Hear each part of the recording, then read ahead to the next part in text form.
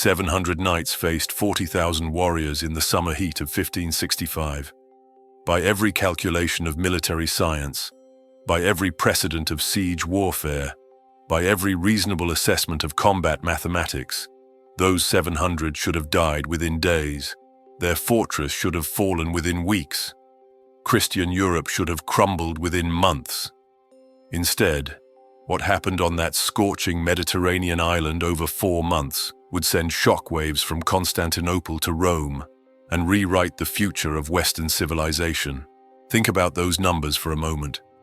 40,000 Ottoman soldiers, the finest warriors in the most powerful empire on earth, equipped with the latest siege cannon, backed by nearly 200 ships, led by commanders who had conquered kingdoms.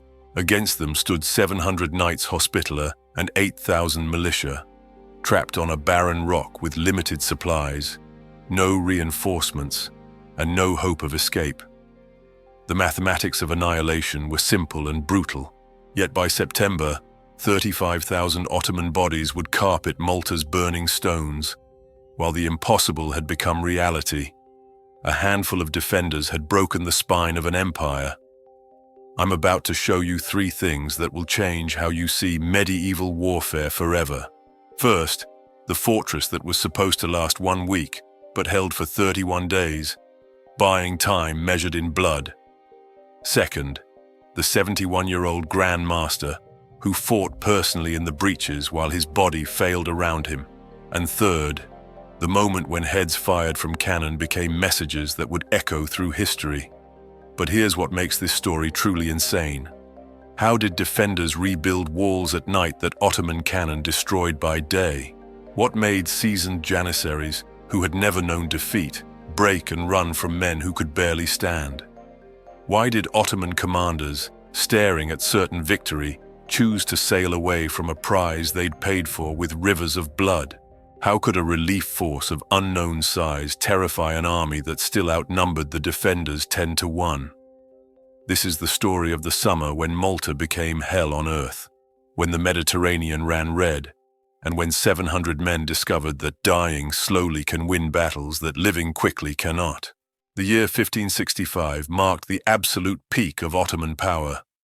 Suleiman the Magnificent, now 70 years old, ruled an empire that stretched from the gates of Vienna to the shores of the Persian Gulf, from the steppes of Crimea to the deserts of Yemen. His armies had crushed kingdom after kingdom. His navy dominated the Mediterranean like no force since Rome. The wealth of 3 continents flowed into Constantinople's treasury.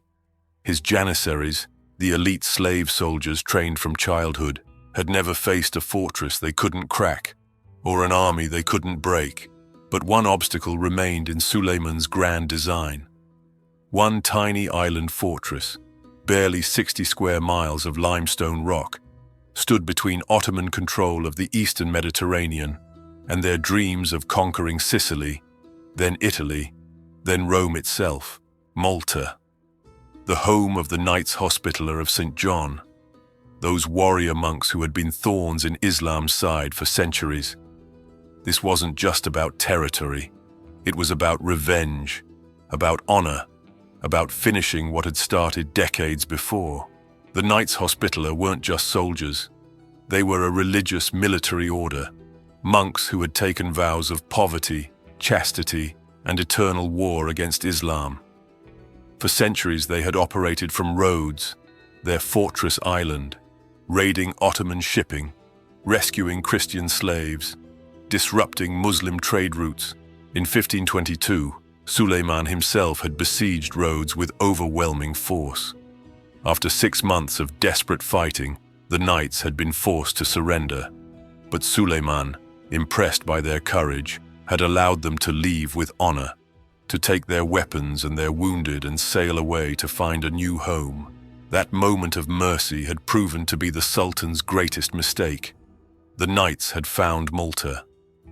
From this barren rock, they had rebuilt their order, reconstructed their navy, and resumed their holy war with even greater fury. Their galleys struck Ottoman shipping from North Africa to Constantinople. Their fortress became a symbol of Christian resistance, and their leader, Grand Master Jean Parisot de Valette, had transformed them into something more dangerous than they'd ever been on roads. De Valette was 71 years old in 1565, a living legend who had spent 50 years fighting Muslims across the Mediterranean. He'd been captured by Ottoman galleys in his youth, spent a year as a slave chained to an oar, pulling until his hands bled and his back scarred. He'd survived, escaped, and returned to the Knights with a hatred for the Ottoman Empire that burned like forge fire. Under his command, Malta had become a dagger pointed at the Ottoman heart, but de Valette knew something that kept him awake at night.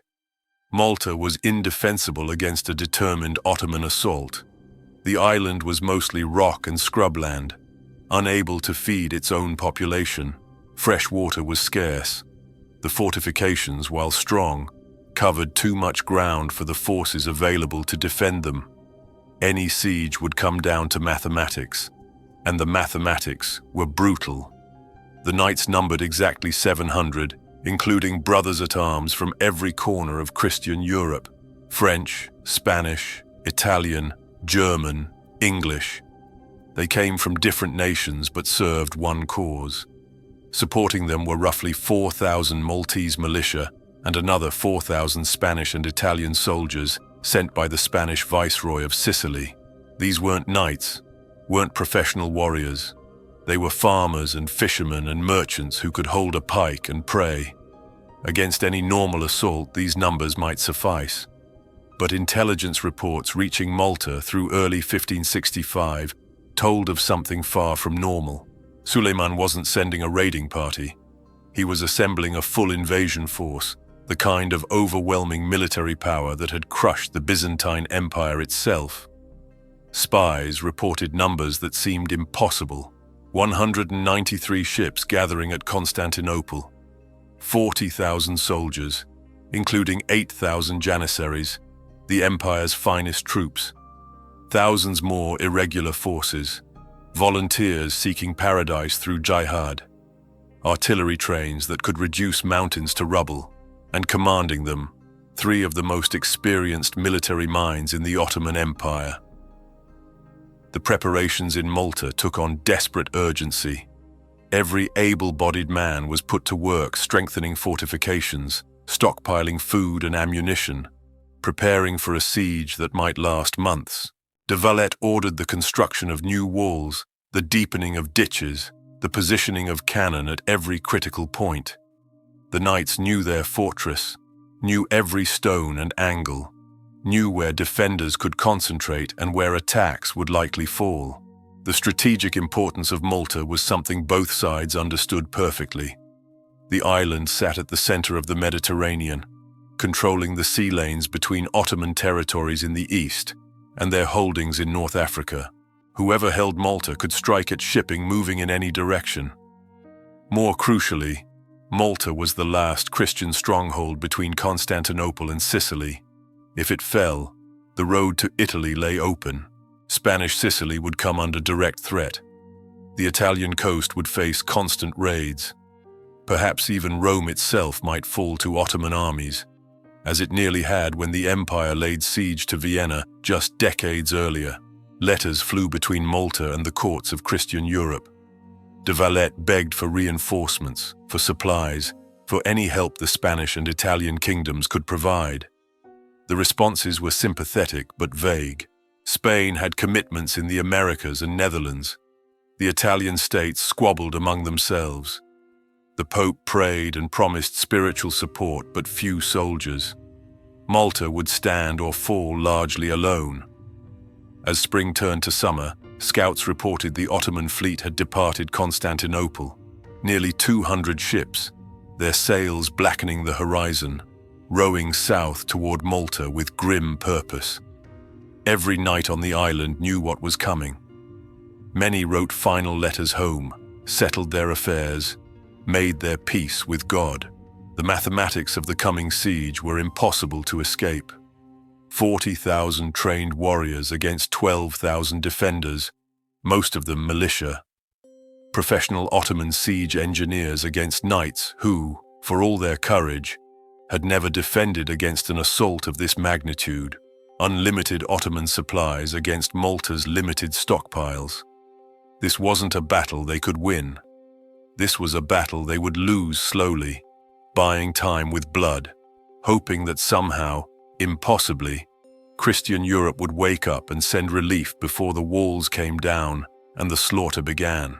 May 18th, 1565, dawned clear and hot. Lookouts on Malta's highest points had been watching the sea for days, knowing what was coming, but still unprepared for the reality. The Ottoman fleet appeared on the horizon like a dark stain spreading across the blue Mediterranean. Ship after ship, galley after galley, war vessels carrying the empire's fury toward Malta's shores. Nearly 200 ships. The noise of their approach carried across the water, the thunder of thousands of oars beating in unison, the creak of wood and rope and canvas.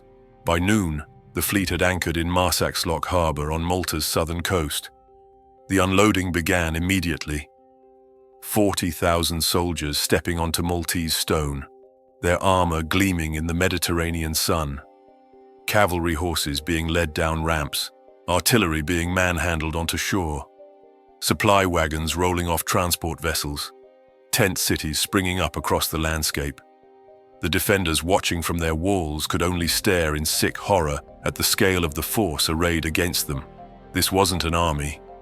This was a migration. The Ottoman command structure revealed itself quickly. Mustafa Pasha led the land forces, a 60-year-old veteran who had fought in campaigns from Hungary to Persia.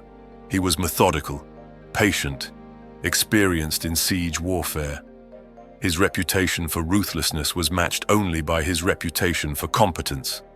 Against him, Piali Pasha commanded the fleet, younger, more aggressive, hungry for glory. The rivalry between these two would prove to be one of Malta's few advantages.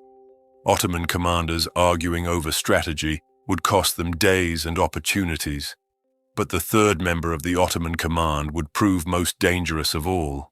Dragut, the legendary corsair, didn't arrive with the initial fleet.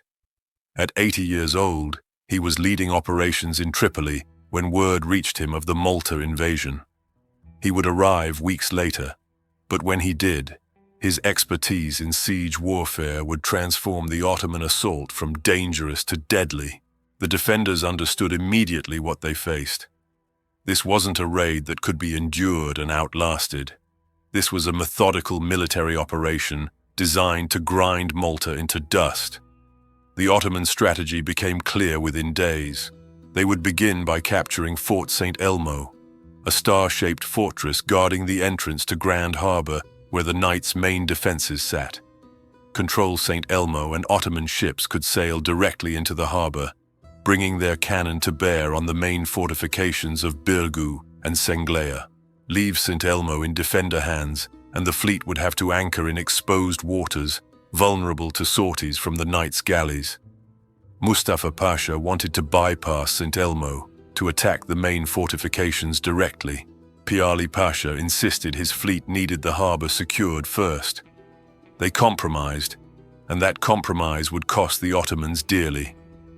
St. Elmo would be attacked first, but quickly, a week at most to capture a small fort that seemed indefensible.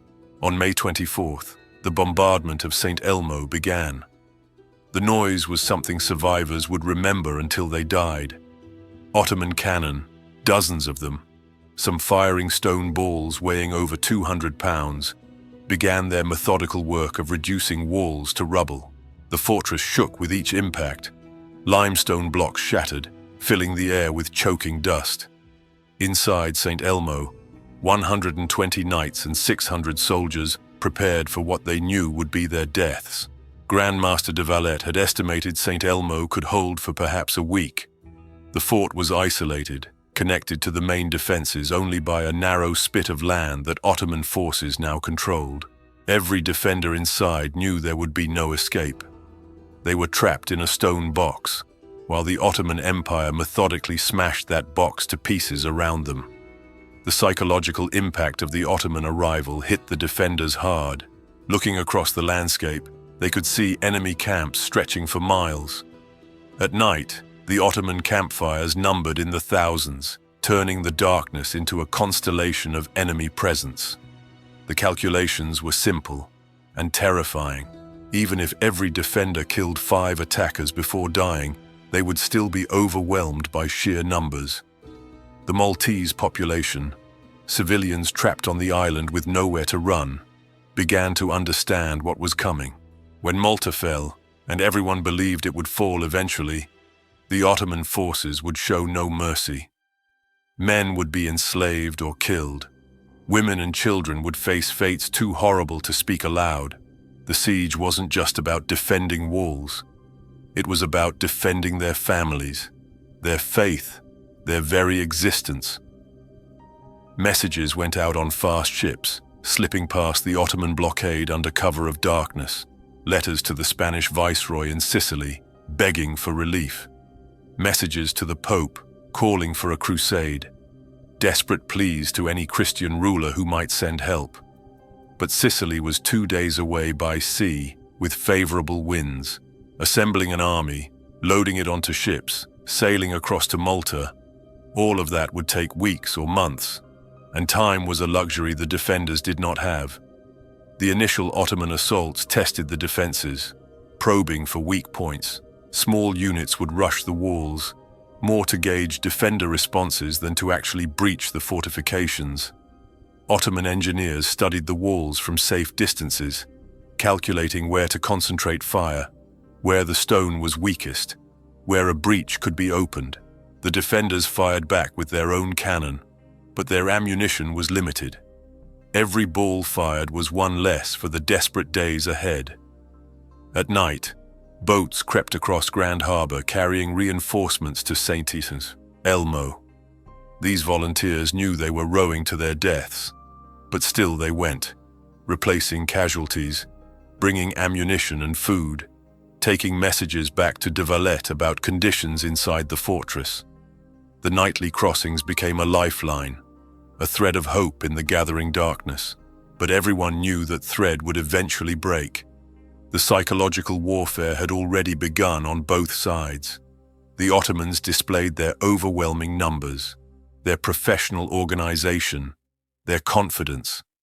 They wanted the defenders to see the impossibility of resistance, to despair, to surrender and save themselves the agony of a prolonged siege. The defenders responded by showing defiance from the walls, by making every inch of ground cost Ottoman blood, by sending messages through action that Malta would not surrender, would not submit, would fight to the last man if necessary. Fort St. Elmo sat on the tip of the Siberias Peninsula, a piece of high ground jutting into the harbour mouth. Its walls were strong, but not exceptionally so. Its garrison was brave but desperately outnumbered, and every defender inside knew that when the serious assaults began, when Ottoman Janissaries came over the walls in their thousands, courage would not be enough. As May turned to June, the bombardment intensified. Thousands of cannonballs fell on St. Elmo daily. The walls, built to resist medieval siege engines, crumbled under the impact of modern artillery. Defenders worked through the night, trying to repair damage, piling rubble behind breaches to create inner walls, knowing they were just delaying the inevitable.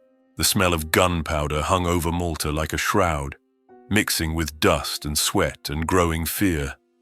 The storm had arrived. The question wasn't whether Malta would fall. The question was how long 700 knights and a few thousand soldiers could make the greatest empire on earth pay for every stone of Maltese limestone before the walls finally came down and the slaughter began. Fort St. Elmo was never meant to hold for long. The star-shaped fortress perched on the tip of the Siberias Peninsula had 120 knights and 600 soldiers facing the fury of an empire. The walls were strong enough against raiders, against pirates, against anything except what was now arrayed against them. Thousands of Ottoman troops, dozens of siege cannon, and unlimited determination to crack this nut quickly and move on to the main defenses. Grandmaster de Valette, standing on the walls of Birgu across the harbour, estimated St. Elmo could resist for perhaps a week. Then the small garrison would be overwhelmed, the fort would fall, and the real siege of Malta's main fortifications would begin. What actually happened would shock both sides and change the entire nature of the campaign. The bombardment that began in late May reached levels of intensity that medieval fortifications were never designed to withstand. Ottoman cannon fired thousands of rounds daily. The noise was constant, deafening, driving defenders half-mad with the endless thunder of impact. Limestone walls, some sections 10 feet thick, crumbled under the assault. Whole sections collapsed, filling ditches with rubble, creating ramps that attackers could use to reach the walls. Inside St. Elmo, the garrison worked like demons. During the brief periods when Ottoman fire slackened, they scrambled to repair damage, to pile rubble behind breaches, to shore up weak sections with anything available. They built inner walls, secondary positions, creating a fortress within the dying fortress. Every night brought desperate activity. The defenders knew dawn would bring renewed bombardment, and they had to be ready. The connection between St. Elmo and the main defenses across Grand Harbor became a lifeline measured in blood. Every night, volunteers rowed across the water under darkness, carrying supplies, ammunition, reinforcements. Ottoman forces on the peninsula would fire at any movement they detected, turning the crossing into a gauntlet of death. Yet men continued to volunteer, knowing that reaching St. Elmo likely meant dying in St. Elmo, but going anyway because the knights did not abandon their brothers. June 3rd brought the first major assault. Ottoman forces, thousands strong, advanced across open ground towards St. Elmo's battered walls. The defenders, exhausted from weeks of constant bombardment, waited until the attackers were close before opening fire. Cannon loaded with grape shot turned advancing columns into slaughter. Arquebusiers picked off individuals. As the Ottomans reached the walls and began climbing, knights and soldiers met them with swords, pikes, boiling oil, anything that could kill. The fighting was hand-to-hand, desperate, brutal. Ottoman troops would gain the walls in one section, only to be thrown back by counterattacks.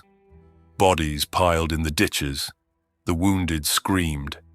And still the Ottomans came, wave after wave, believing that sheer numbers must eventually overwhelm the handful of defenders. But the defenders held. At the end of that first major assault, Ottoman forces pulled back, leaving hundreds of dead carpeting the approaches. Inside St. Elmo, the defenders counted their own casualties and realized something terrifying. They had won this round, but barely. The next assault would be harder, and the one after that harder still. The mathematics were impossible to escape. They were bleeding, dying, exhausting their strength. The Ottomans could replace their losses. The defenders could not. June 8th brought news that changed everything. Dragut had arrived.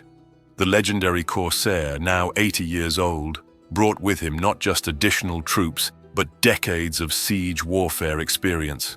He looked at the Ottoman positions and immediately saw the mistakes. The artillery wasn't positioned correctly.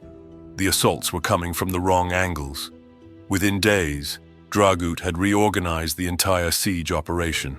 New batteries were constructed on high ground that could fire down into St. Elmo. Trenches were dug, allowing Ottoman troops to approach closer before having to charge across open ground. The siege transformed from brutal to methodical, from dangerous to deadly.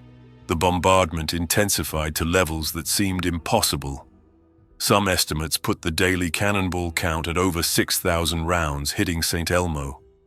The fortress was being systematically demolished, reduced from a defensive work to a pile of rubble with desperate men hiding in the ruins. Yet somehow the garrison held. Reinforcements continued arriving at night, replacing casualties, refusing to let the fortress fall. Messages from inside St. Elmo reached de Valette across the harbor, begging to be released from their duty, asking permission to attempt a breakout, anything rather than die slowly in this stone tomb. De De Valette's response was cold but necessary. They must hold. Every day St. Elmo resisted was a day the Ottomans weren't attacking the main fortifications. Every Ottoman casualty at St. Elmo was one fewer for the battles to come. The small garrison's sacrifice was buying time for Malta's real defenses. The men of St. Elmo understood and stayed at their posts. June 16th brought disaster in an unexpected form. Dragut, inspecting his artillery positions, was struck by a stone fragment sent flying by a defender's cannon shot. The injury seemed minor at first, but the old corsair was 80 years old and his body couldn't recover. He lingered for 2 days before dying on June 18th, but his organizational genius had already set the Ottoman siege on its final, deadly course. The assaults increased in frequency and ferocity. June 18th, June 20th, June 22nd, major attacks that turned the rubble of St. Elmo into a killing ground where men died by the hundreds on both sides. The defenders, many wounded multiple times, many fighting despite injuries that should have incapacitated them, held their positions with a determination that bordered on supernatural. Ottoman soldiers, even hardened Janissaries who had stormed fortress after fortress across 3 continents, began to speak of St. Elmo in tones of reluctant respect mixed with dread. June 23rd dawned with the knowledge that this would be the last day. St. Elmo's walls were gone, reduced to rubble and broken stone. The garrison was down to a handful of able-bodied fighters. Ammunition was exhausted. There was nothing left but courage, and courage cannot stop steel. The final Ottoman assault came at dawn. Thousands of soldiers poured over what had once been walls, flooding into the fortress like a tide of destruction. The defenders met them in the ruins, fighting with swords, with pikes, with broken stone and bare hands when nothing else remained. The fighting was close quarters butchery. No quarter asked, none given. Knights and soldiers who could barely stand fought until cut down. When the last resistance ended, when Ottoman flags finally flew over St. Elmo's battered remnants, only 9 defenders were found alive, 9 out of 700, and they were so badly wounded they would die within hours. The cost of St. Elmo stunned both sides. Ottoman casualties for capturing this one small fortress exceeded 8,000 dead, 8,000 trained soldiers, including some of the finest Janissaries in the empire, killed taking a fort that was supposed to fall in a week. Mustafa Pasha, surveying the carnage, reportedly said that if capturing the small fortress of St. Elmo cost so much blood, what price would they pay for Birgu and Senglea, fortifications far stronger and held by far more defenders? The garrison of St. Elmo had resisted for 31 days. 31 days of constant bombardment, daily assaults, mounting casualties, impossible courage. They had bought Malta time measured in weeks. They had cost the Ottomans thousands of their best troops. They had sent a message that would echo through the rest of the siege. Malta would not fall easily. Every stone, every wall, every position would be paid for in blood. The Ottomans had won St. Elmo, but the victory tasted like defeat. Across Grand Harbour, Grand Master de Valette watched the Ottoman flags rise over St. Elmo's ruins and knew the real battle was just beginning. The Ottomans had taken their first objective, but they'd learned a terrible lesson. If Malta's smallest fortress could cost 8,000 lives, what price would the main defenses exact? The answer to that question would be written in blood across the summer months ahead. The fall of St. Elmo released something dark in the Ottoman command. Mustafa Pasha, enraged by the casualties his forces had suffered, ordered atrocities that would poison the rest of the siege. The bodies of dead knights were stripped, mutilated, beheaded. Their corpses were nailed to wooden crosses and floated across Grand Harbour toward the main defences at Birgu. The message was clear. This is what awaits you. Surrender now, or face the same fate. Grand Master de Valette's response would become legend. The 71-year-old commander, watching the desecrated bodies of his brothers-in-arms float across the harbor, showed no mercy and no hesitation. He ordered all Ottoman prisoners executed. Their heads were loaded into cannon, and then, methodically, those heads were fired back across the harbor into Ottoman positions. De Valette's message was equally clear. We will show no mercy because we expect none. This fight is to the death. The psychological warfare between the two sides had escalated beyond anything seen in medieval sieges. This wasn't just military operations. This was hatred made manifest, faith against faith, civilization against civilization, with no possibility of compromise or quarter. Now the Ottoman forces turned their full attention to the main defenses. The fortifications of Birgu and Senglea stood on two peninsulas jutting into Grand Harbour. These weren't small forts like St. Elmo. These were major defensive works, walls 30 feet high in places, backed by determined garrisons who had watched their comrades at St. Elmo buy time with their lives. The defenders knew what was coming and prepared accordingly. The bombardment that had reduced St. Elmo to rubble now fell on Birgu and Senglea with even greater intensity. Dozens of Ottoman cannon, positioned on high ground captured during the St. Elmo siege, began their methodical work. The noise was constant, day and night. Cannonballs weighing hundreds of pounds smashed into walls, reducing stone to powder, opening breaches that defenders struggled to repair. By day, Ottoman artillery destroyed walls. By night, defenders rebuilt them, working in shifts through the darkness, using rubble from destroyed sections to create inner walls, secondary positions, anything to slow the inevitable Ottoman breakthrough. The physical toll on the garrison was enormous. Men worked or fought 20 hours a day, sleeping in short bursts when exhaustion overtook them. Food was rationed. Water, always scarce on Malta, became precious. Wounds that would normally sideline a soldier for weeks were bandaged, and the man sent back to the walls because there were no reserves, no replacements. Every defender was critical. The Ottoman strategy evolved as they learned from St. Elmo. Rather than launching massive assaults immediately, they methodically expanded their positions, digging trenches that crept closer to the walls, building artillery positions that could fire at point-blank range. The siege became a grinding war of attrition, Ottoman resources and manpower against defender desperation and determination. The Great Chain stretched across the mouth of Grand Harbour, a massive barrier designed to prevent Ottoman ships from entering and attacking from the sea.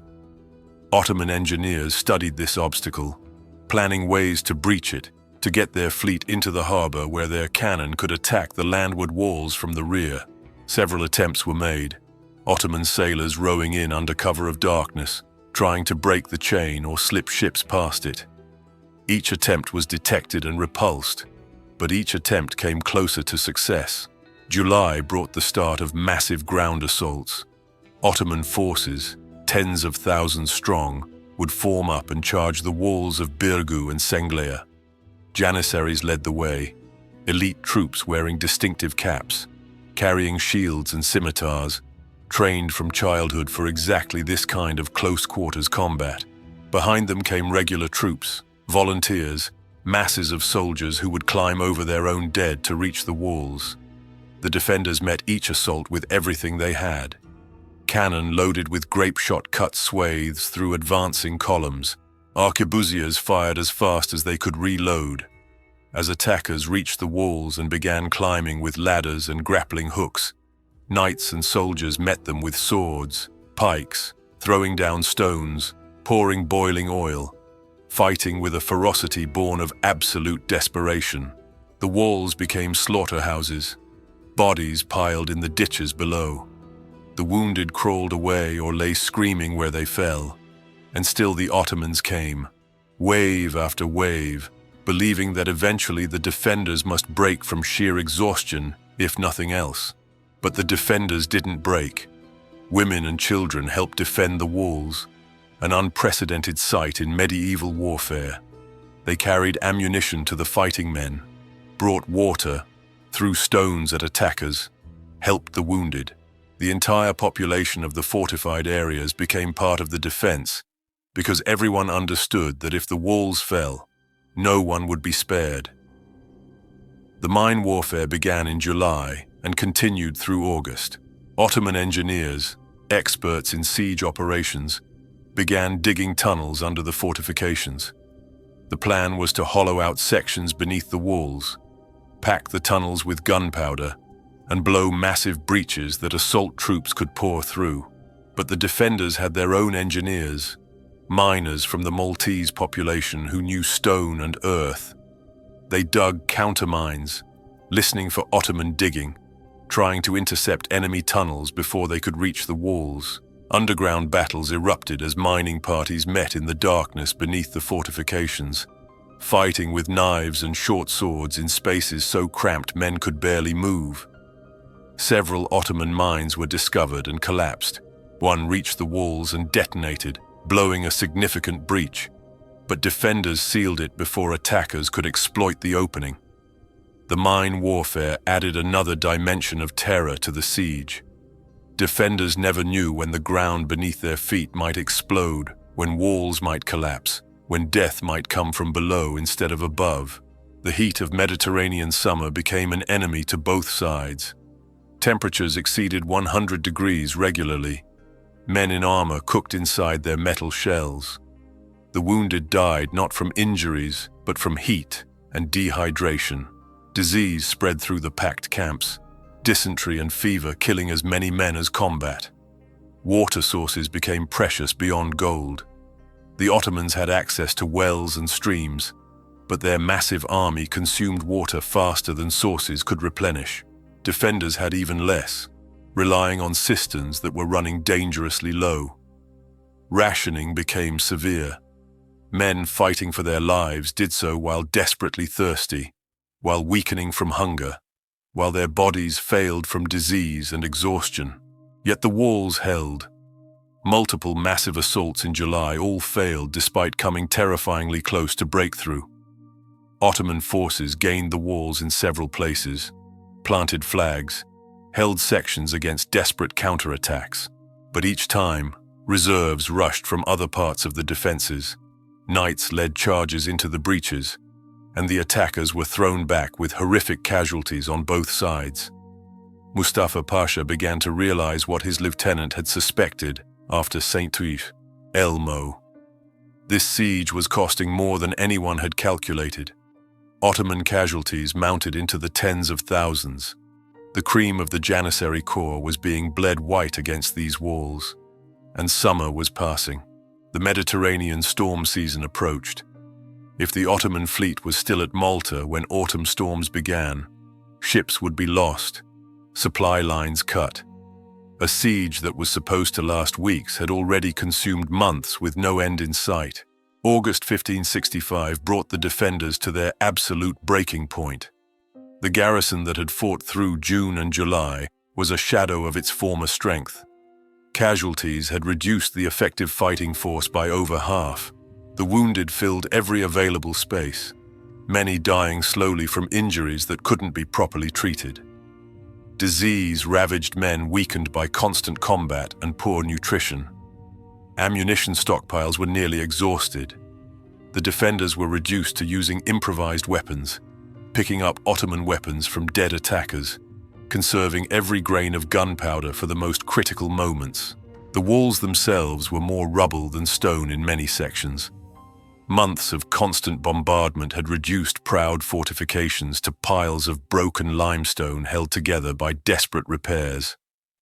Inner walls, secondary positions, tertiary fallback points. The defenders had created layers of defense, knowing that when the outer walls finally fell, they would need somewhere to retreat to for the final stand. Grand Master de Valette, at 71 years old, should have been directing the defense from a command post. Instead, he fought personally at the breaches whenever major assaults came. Wearing full armor despite the heat, sword in hand, he placed himself at the points of greatest danger, His presence inspired the defenders beyond reason. If their Grand Master, a man old enough to be grandfather to most of them, could fight in the breaches, how could younger men show less courage? The psychological impact of de Valette's personal leadership cannot be overstated. Men who were ready to collapse from exhaustion found strength when they saw their commander beside them. Knights who had watched brothers die found reason to continue when de Valette personally led counterattacks. The old man's courage became a weapon as powerful as any cannon. August 7th brought the assault that nearly ended everything. Ottoman commanders, sensing the defenders were at breaking point, launched simultaneous attacks on multiple fronts. Tens of thousands of troops hit Birgu and Senglea at the same time, trying to overwhelm the defenses through sheer numbers applied everywhere at once. The fighting reached levels of intensity that survivors struggled to describe. The walls became continuous melee combat. Ottoman troops pouring over the ramparts, defenders meeting them in desperate hand-to-hand fighting. Sections of wall changed hands multiple times. The noise was deafening, the crash of steel on steel, the screams of wounded and dying, the shouts of officers trying to coordinate defense, the drums and trumpets of Ottoman forces signaling attacks and reinforcements. At one critical moment, an Ottoman breakthrough seemed certain. Janissaries had fought their way through a breach and were spreading inside the fortifications, threatening to split the defense and collapse the entire position. De Valette himself led the counterattack, a 71-year-old man charging into combat with knights half his age following. The fighting was savage, close-quarters butchery with no room for finesse, just strength and determination, and the will to survive one more minute. The counterattack succeeded, barely. The Janissaries were driven back through the breach, back over the walls, leaving piles of dead from both sides. But the cost was enormous. The Knights' cavalry, just 100 mounted warriors who had been held in reserve for exactly this kind of crisis, charged out from a side gate during the height of the assault. They hit Ottoman forces from an unexpected angle, driving into masses of troops focused on the walls, creating chaos and confusion. The charge didn't break the assault completely, but it disrupted Ottoman cohesion at a critical moment, buying time for defenders to seal breaches and reorganize their lines. It was a desperate gamble that could have seen the cavalry cut off and destroyed, but desperation was all the defenders had left. The destruction of the Ottoman siege tower marked a small victory in the midst of disaster. Ottoman engineers had constructed a massive mobile tower, supposedly proof against cannon fire, that could be wheeled up to the walls and allowed troops to assault at wall-top level. The defenders focused everything on this tower, every cannon that could be brought to bear, fire arrows, anything that might destroy it before it reached the walls. The tower caught fire, probably from a lucky hit by an incendiary round, and burned spectacularly, killing dozens of Ottoman troops manning it. The psychological boost to defenders was significant, a reminder that the Ottomans were not invincible, that their engineering could fail, that resistance still had meaning. Messages continued going out to Sicily when small boats could slip past the Ottoman blockade. The pleas grew more desperate with each message. The defenders were at their limit. They couldn't hold much longer. Relief must come immediately, or Malta would fall. But assembling an army, loading it onto ships, sailing to Malta, all of this took time that the defenders were running out of. The Spanish viceroy in Sicily, Don Garcia de Toledo, was gathering forces, but slowly, cautiously, unwilling to risk his army in a relief attempt that might fail. Inside the fortifications, private conversations among the knights turned to dark subjects. How long could they realistically hold? Days? Another week? When the walls finally fell, should they attempt a breakout, try to kill as many Ottomans as possible in a final charge, rather than be trapped and slaughtered? Some argued for negotiation, for seeking terms from Mustafa Pasha, anything to save the Maltese population from massacre. But de Valette refused all talk of surrender. They would hold or die. Those were the only options. Mustafa Pasha faced his own crisis of confidence. His army had suffered catastrophic casualties. Conservative estimates put Ottoman losses at over 25,000 dead by early August. The elite Janissary corps was a shadow of its former strength. Disease was ravaging the camps, and his commanders were openly questioning whether Malta was worth the price being paid. Piali Pasha, commanding the fleet, pointed out that autumn storms were approaching. They needed to sail soon, or risk losing ships to weather. The siege was taking far longer than anyone had predicted. Perhaps it was time to declare victory, claim they had punished the knights for their raids, and withdraw before losing the entire invasion force. The dissension among Ottoman commanders became one of the defenders' few advantages. Days were wasted in arguments about strategy. Assaults were delayed or cancelled as commanders bickered.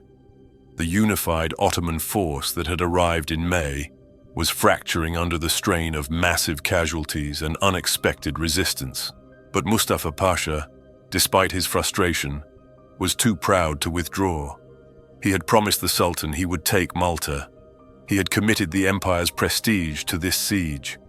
To sail away now, having suffered so many casualties, would be admission of defeat by the empire's greatest army at the hands of a few hundred knights. The siege would continue, and the final showdown was approaching. September arrived with the defenders barely clinging to their walls. The garrison was down to perhaps 3,000 effective fighters from the original 12,000. The Maltese militia was exhausted, many of them wounded, all of them pushed beyond the limits of human endurance. The knights themselves, the core of the defense, had lost over half their number. The fortifications were rubble held together by desperate repairs and prayers. Supplies were critically low. Ammunition was nearly gone.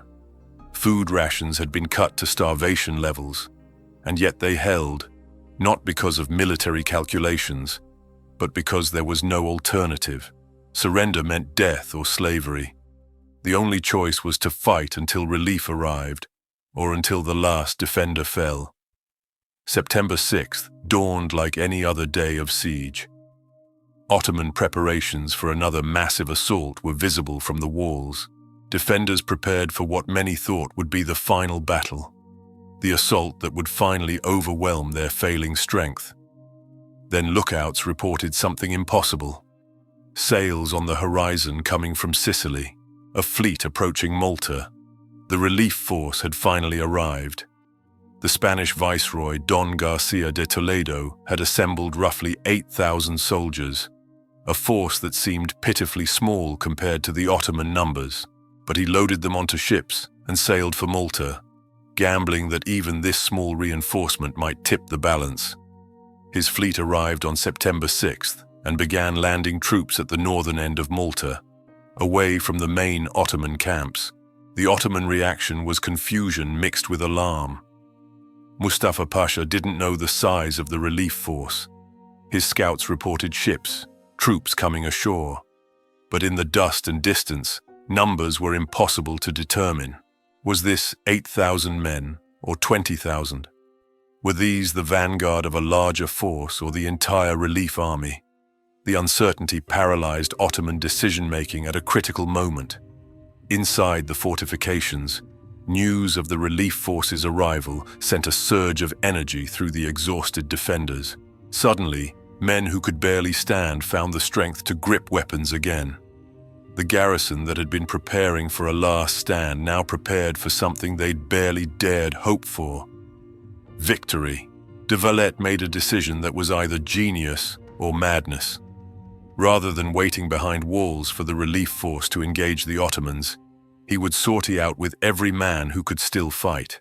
The defenders would attack while the relief force attacked from the other direction, catching the Ottoman army between two forces.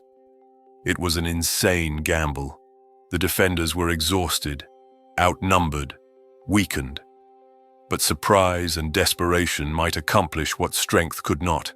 The defenders burst from their fortifications in a coordinated attack, timed with the relief force's advance.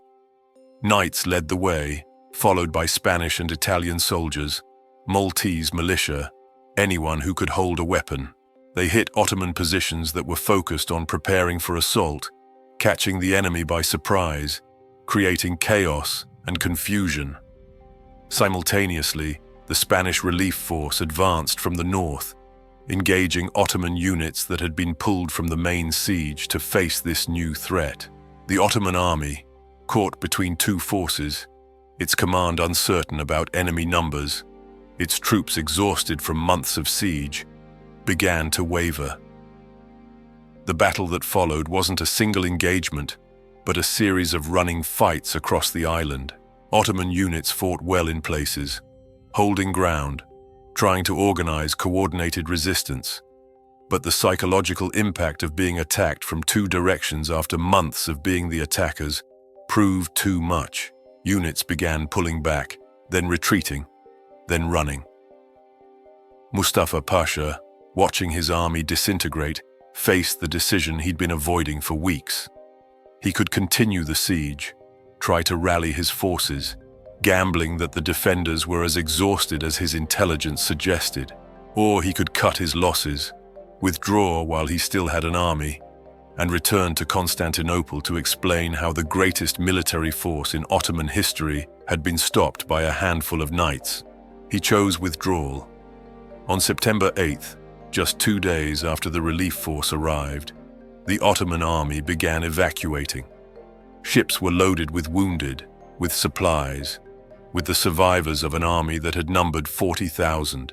The wounded were so numerous that many had to be left behind. Equipment was abandoned. Cannon were spiked or thrown into the sea. The retreat became a scramble to escape before the defenders could cut them off completely. The final casualty counts would shock both the Christian and Muslim worlds. Ottoman losses exceeded 35,000 dead, 35,000 trained soldiers, including most of the elite Janissary corps, killed in 4 months of siege. The defender casualties, while severe, were proportionally much lower, perhaps 7,000 to 9,000 dead from the original 12,000, but they had held, had survived, had broken the Ottoman assault. The strategic implications rippled across the Mediterranean and Europe. The Ottoman Empire's reputation for invincibility lay shattered on Malta's stones. Suleiman the Magnificent, receiving news of the disaster, fell into a rage that reportedly affected his health. He began planning another, larger assault on Malta for the following year, but he would die in 1566 during a campaign in Hungary, perhaps hastened by the stress and shame of Malta's failure. The myth of Ottoman inevitability died on Malta. Christian Europe, which had watched the Ottoman advance with growing despair, suddenly saw that the empire could be stopped, could be beaten. The psychological impact was enormous. Within months, the Holy League would form, Christian states banding together for mutual defense. Just 6 years later, the Battle of Lepanto would destroy Ottoman naval power in one decisive engagement. Malta had proven that resistance was possible. The defenders' sacrifice had bought time for Europe to organize, to prepare, to resist. The Knights Hospitaller, reduced to a few hundred survivors, had saved Western civilization not through strength, but through refusal to surrender when surrender was the logical choice. Grandmaster Jean Parisot de Valette stood in the ruins of his fortifications and looked at what courage had purchased. The walls were rubble. The population was devastated. Over half his knights lay dead, but Malta remained Christian, remained free, remained the stone that had broken the Ottoman tide. In the following months, de Valette would oversee the construction of a new city, a fortress that would be impregnable to any future assault. That city, Valette, named in his honor, would become one of the most fortified positions in the world, a testament in stone to the summer when 700 knights proved that faith and determination could overcome any odds. The siege's impact on the Knights Hospitaller was transformative. They had been respected before Malta.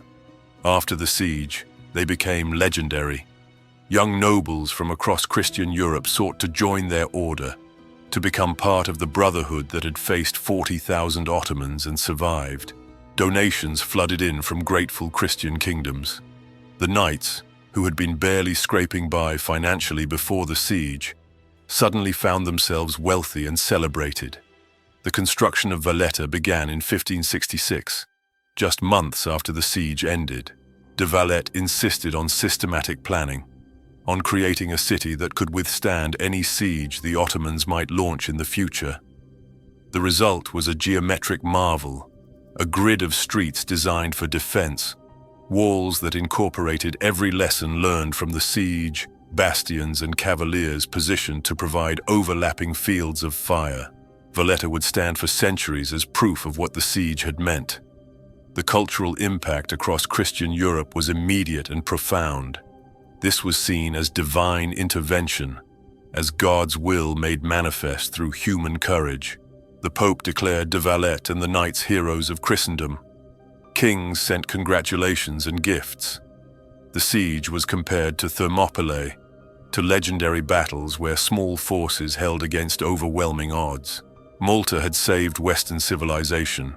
The narrative went, had stopped the Muslim advance, had shown that Christian faith could overcome any temporal power.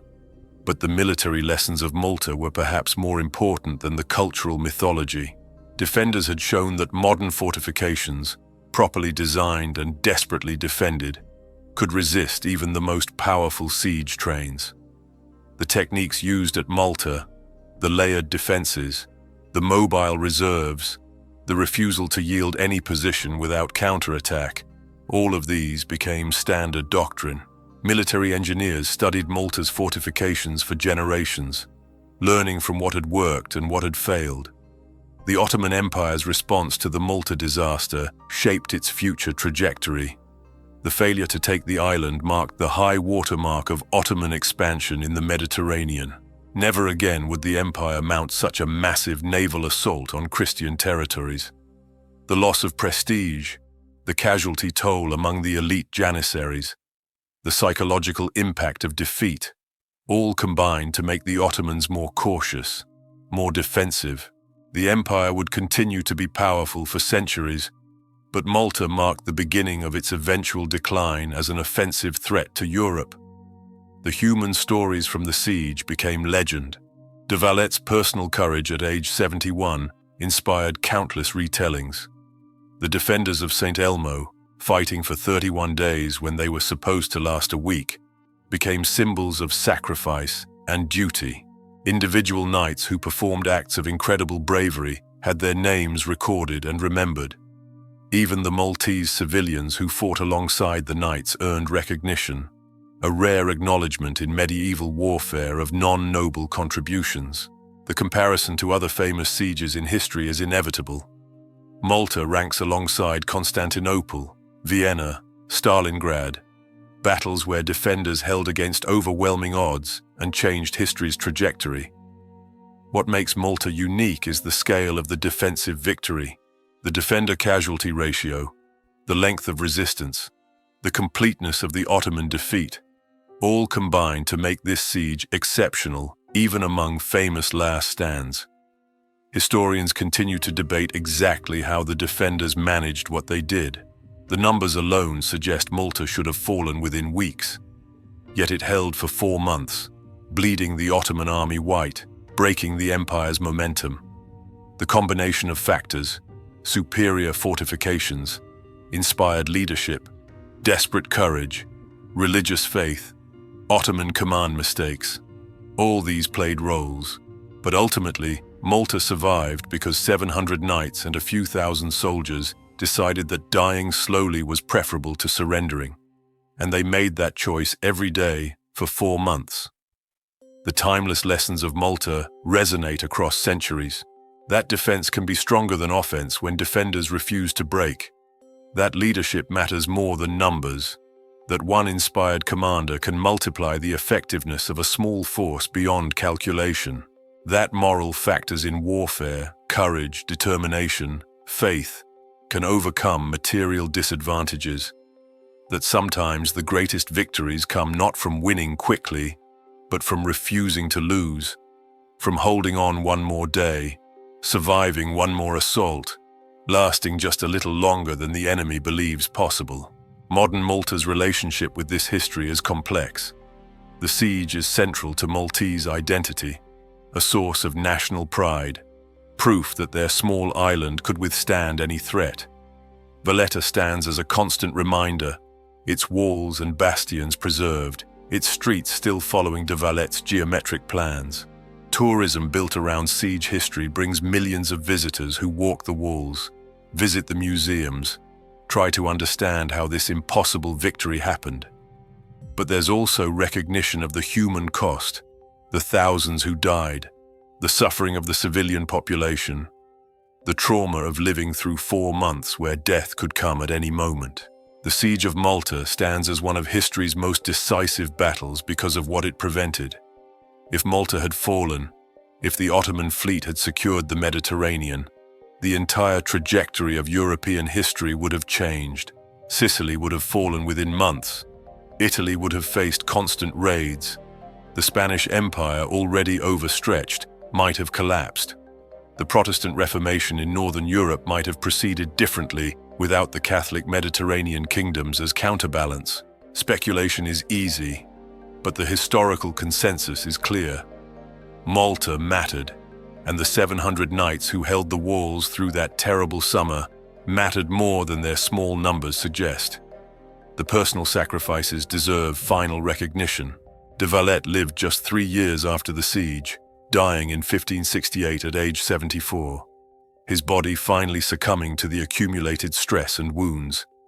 He saw Valette begun, but not completed. The knights who survived carried physical and psychological scars for the rest of their lives. Many died young from wounds that never properly healed. Others lived decades but were haunted by memories of that summer when they stood on crumbling walls and watched the Ottoman Empire try to kill them.